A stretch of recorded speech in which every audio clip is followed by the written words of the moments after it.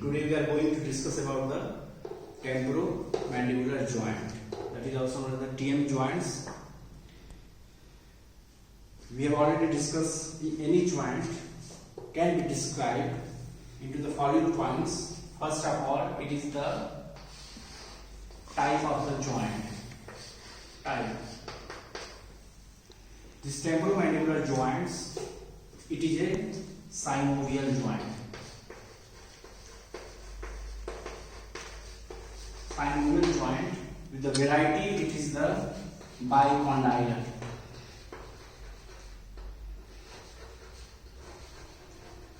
Bicondylar types. Now, after the type, we describe the articulating surface.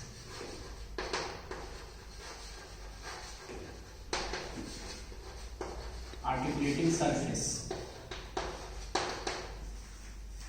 In the temporomandibular joints, the upper articular surface, we see in the diagram, is formed by the articular eminence, and it is the mandibular fossa of the temporal bone. This is the upper articulating surface.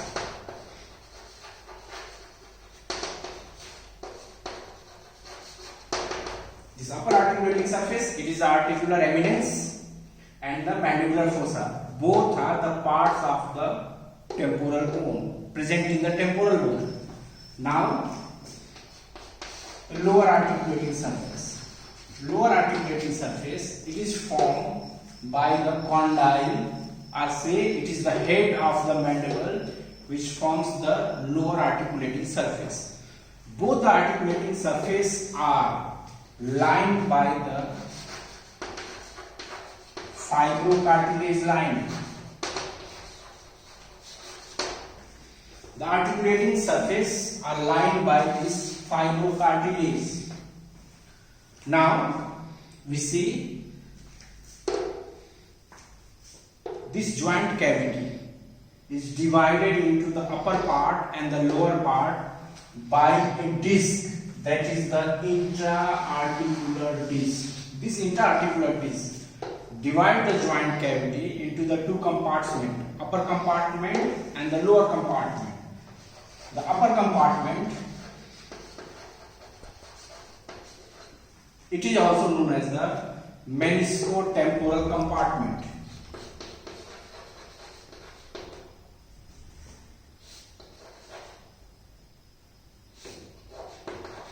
Meniscotemporal compartment. While the lower compartment, it is known as the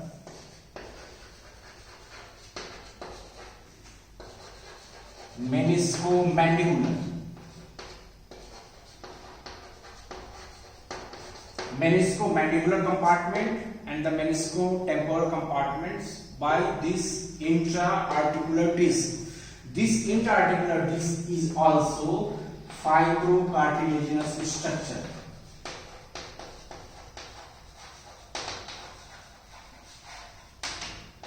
Fibrocartilaginous structures. So, the type articulating surface, it is the upper and the lower articulating surface, and the presence of the intra-articular disc divide this cavity into the two compartments. Now, the third point, it is the ligaments.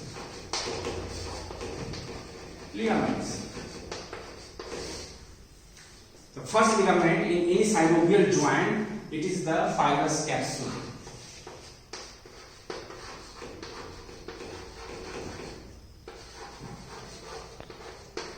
Fibrous capsule.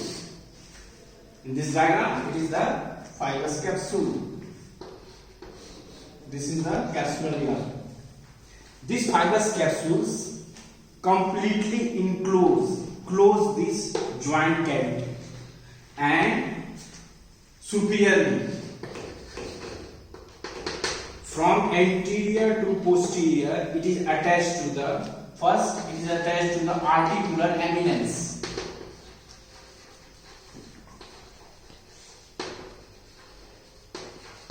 Superiorly, it is attached to the articular eminence. Then it is the margin of the mandibular fossa.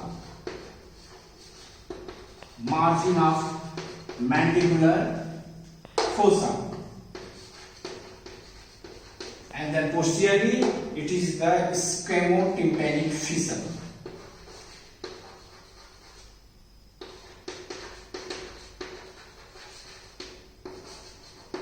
Scamotympanic fissure.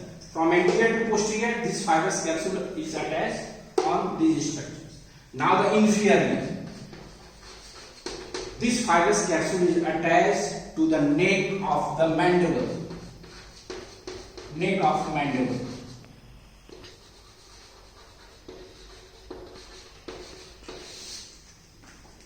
Now, this fibrous capsule above the intra-articular disc, it is the loose.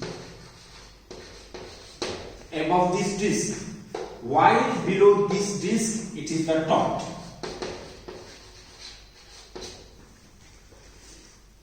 Now,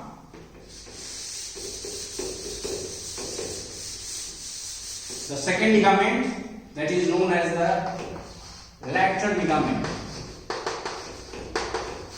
or it is known as the temporomandibular ligament. This is the temporomandibular ligament. Temporomandibular ligament. This ligament is the true ligament. And it is present on the lateral aspect of the TM joint. It is present on the lateral aspect.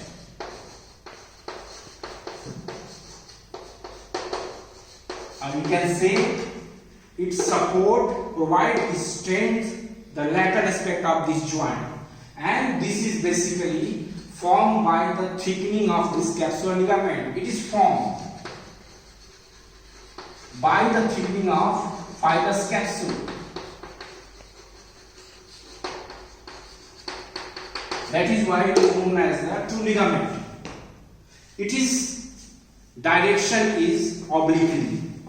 Anteriorly and the superiorly, it is attached to the articular eminence. This is the anterosuperior attachment of this temporomandibular ligament.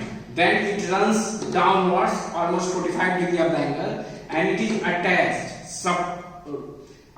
to the posterolateral aspect of this neck of this mandible. So it prevents the posterior dislocation of the temporomandibular joints. That is the temporomandibular ligaments.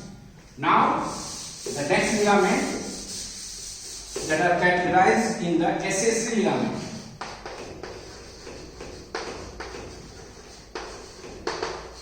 And there are the two accessory ligaments. One is the sphenomandibular ligament.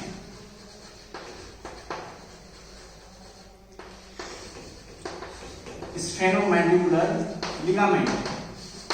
This sphenomandibular ligament in this diagram, it is present on the deep aspect of the temporomandibular joint. This ligament is not directly attached with this temporomandibular joint. It is present on the deep aspects. This ligament extends from the spine of the sphenoid. This is the spine of sphenoid. This is spine of the sphenoid present on the base of the skull behind the foramen spinosum, and its lower attachment, it is the lingula of the mandible. Lingula of the mandible.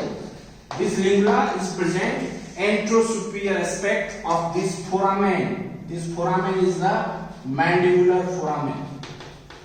So, sphenomandibular ligament, it extends from the spine of the sphenoid to the lingula of the mandible, and it is present on the deep aspect of this temporomandibular joint. The important point is this sphenomandibular ligament. We discuss on the relation. The lower end of this sphenomandibular ligament is pierced by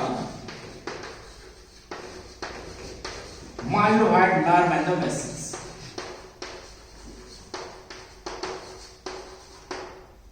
And vessels. These structures pierce the lower end of the sphenomandibular ligament. Now, these myeloid nerve and vessels, these are the branches of the inferior alveolar nerve.